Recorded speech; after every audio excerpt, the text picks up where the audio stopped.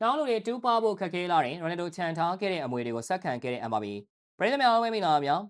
Highlight မြန်မာ Sport ရဲ့ Facebook Page နဲ့ YouTube Channel ကနေပြန်လည်ကြိုလိုက်ပါတယ်။မင်းညကချန်ပီယံလိပွဲစဉ်တွေမှာမြင်တွေ့ခဲ့ရတဲ့မြင်ကွင်းကတော့ရိုးရိုးရှင်းရှင်းပြောရရင်သဘာဝလွန်ဖြစ်ရတဲ့ခုပါပဲ။အော်လီယံမာကအသင်းဘက်ကိုတယောက်တည်း၄ဂိုးပွက်ကာသွင်းယူပြီးခြေစွမ်းပြခဲ့တဲ့ကီလီယန်အမ်ဘာပေယာ Real Madrid ပရိသတ်တွေနှစ်ပေါင်းများစွာစောင့်မျှော်နေခဲ့တဲ့ Galactico အစစ်မှန်ဆိုတာဘာလဲဆိုတာတက်တည်ပြသွားခဲ့ပါတယ်။အထူးသဖြင့် Cristiano Ronaldo ထွက်ခွာသွားခဲ့ပြီးတဲ့နောက်ပိုင်းပထမဆုံးအကြိမ်တပွဲတည်း၄ဂိုးသွင်းယူနိုင်သူဖြစ်လာတယ်ဆိုတဲ့အချက်ကဒီပွဲရဲ့တန်ဖိုးကိုအမြင့်ဆုံးရောက်စေခဲ့ပါတယ်။ Real Madrid မှာ Cristiano Ronaldo ထားရခဲ့တဲ့ခြေရာတွေကအရန်ကြီးမားလို့ပါတယ်။ Ronaldo ထွက်ခွာသွားခဲ့ပြီးတဲ့နောက် Karim Benzema ကဘော်ဒီယောဆုရတဲ့အထိစွမ်းဆောင်ခဲ့တယ်လို့ Vinicius ကလည်းအကောင်းဆုံးကစားခဲ့ပါတယ်။ဒါပေမဲ့ဂိုးသွင်းဆက်လို့တင်စားရလောက်တဲ့တပွဲတည်း3ဂိုး4ဂိုးပုံမှန်သွင်းယူနိုင်တဲ့ Predator မျိုးမတွေ့ရတာကြာပါပြီ။ Ronaldo ဟာ2015ခုနှစ်မှာမယ်မိုနဲ့ချန်ပီယံလိပွဲမှာ4ဂိုးသွင်းယူခဲ့ပြီးလို့လာလီဂါမှာလည်း Girona နဲ့ပွဲလိုမျိုး4ဂိုးသွင်းဂိုးတွေရှိခဲ့ပါတယ်။သူထွက်ခွာသွားခဲ့ပြီးတဲ့နောက် Real မှာ hat-trick ရှင်တွေရှိခဲ့ပေမဲ့လည်း4ဂိုးဆိုတဲ့သွင်းဂိုးရှင်ကတော့ရှားပါသွင်းဂိုးဖြစ်ခဲ့ပါတယ်။အခုအဘာဘီကဒီဆိုင်ကြီးကိုပြလိုက်မိသွားခဲ့ပါပြီ။ဒါကင်းကနန်းတတ်မဟုတ်ပါဘူး။ငါ Ronaldo ရဲ့ဆက်ခံသူအစစ်မှန်ဆိုတဲ့စိတ်ပိုင်းဆိုင်ရာကြောင်ညာချက်တစ်ခုပဲဖြစ်ပါတယ်။အဘာဘီငယ်စဉ်ကအခန်းထဲမှာ Ronaldo poster တွေကတ်ထားခဲ့ရကနေအခု Ronaldo ရဲ့စံချိန်တွေကိုလိုက်မိနေပြီလို့ဆိုရမှာဖြစ်ပါတယ်